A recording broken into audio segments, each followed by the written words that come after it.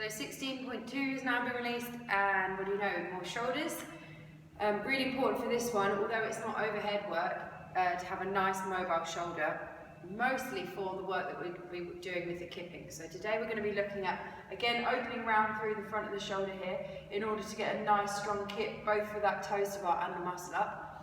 Also, we're going to get the shoulders nice and stable for that front rack lunge and the cleats with the dumbbells, okay? Because those pieces of kip move around, unlike a barbell, we want to make sure we can bring up and down nice and efficiently without too much wobbling around. So we're going to be spending some time stabilising the shoulder joint, as well as loosening through the shoulders and the lats in order to get a nice open kip to keep efficient with the muscle up work and the toes to bar. So if we start on the rig, really simply, you're going to just jump up and hang dead. Okay, so we're going to work on that grip obviously, but also just the shoulders opening. So you can have a little swing around here. You don't want any scaps engaged at all, you just want a nice soft body. And aim to hang on there for between 15 and 30 seconds. Okay, so just letting that shoulder open out, loading your body weight through the joints. Once you've done, say, one or two of those with just a dead hang, we want to start engaging that shoulder. So we're going to look at the scap raises, okay? So I'm sure you've done these before, but you're going to jump back up into the rig, hang dead, and then you're going to squeeze the shoulders as hard as you can, hold for 2 seconds, and release. So we squeeze, hold for 2, and release. Okay, aim to do 2 sets of 8 to 10 for those, just to start really activating the lats. Massively important to keep the shoulder healthy and safe when we're kipping, especially for that bigger kip in the muscle up. Okay, stability work, all you're going to need for this is a dumbbell or a kettlebell. I'll use a kettlebell for the time being. So I've got a nice light kettlebell. We're going to aim to do 10 to 12 strict press on the one arm, same on the other. And then we're going to work that stability whilst we mobilise through the hips, okay? We're obviously looking for a lunge step. The bigger the step, the less steps you need to do. So we want a nice mobile hip. With a lunge, technically the movement is stepping through and the knee being just behind the hip. So if I change the angle of this camera a little bit so you can see. So, we want to step through, knee be behind hip.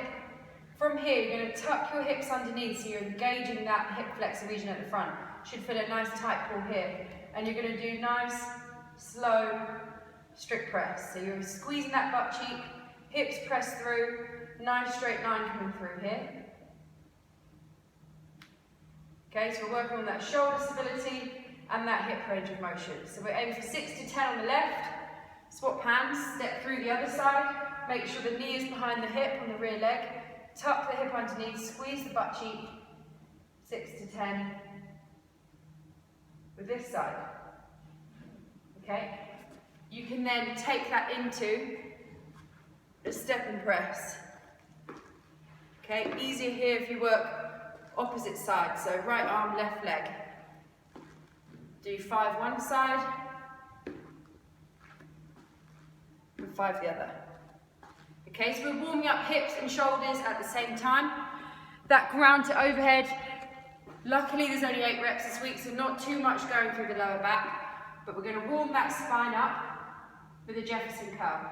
So we take the chin to the chest, we roll down our back 1 vertebra at a time, so we pull that belly button into the spine, let the arms hang soft, rounding through the shoulders, letting the weight of your upper body pull yourself forward, letting every section through your back round as much as it will. Folding forward, staying nice and relaxed. You're going to feel that stretch down the back of the legs into the hamstrings. If you're flexible and it's easy to reach the ground, set yourself up on a stack of plates or a box. Keeping that chin tucked. Pull the belly button into the spine, engaging through that core. And unrolling. Okay, so you're looking to spend at least 10 seconds rolling down, 10-second pause at the bottom, and then another 10 seconds rolling up. So it's a nice slow movement. You're not bouncing or pulling yourself forward. You're letting gravity do the work, pulling you down in a nice curled position. Okay, so you think chin to chest, everything rolls down from there, and then we unroll and standing back up. Good luck with this one.